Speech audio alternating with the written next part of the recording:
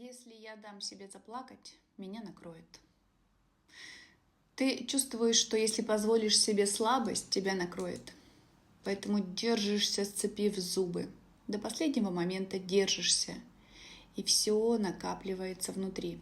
Но тело просит: пожалуйста, дай себе прожить эту боль.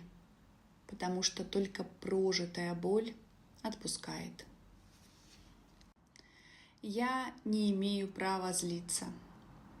С детства тебе говорили: хорошие девочки не злятся и не обижаются, и не кричат. И ты научилась быть удобной, тихой, понимающей. Злость ты стала прятать, обиду глотать, слезы прятать под подушку. Но эмоции не исчезают, и чувства копятся, и потом проявляются в теле через тревогу, бессонницу, боли.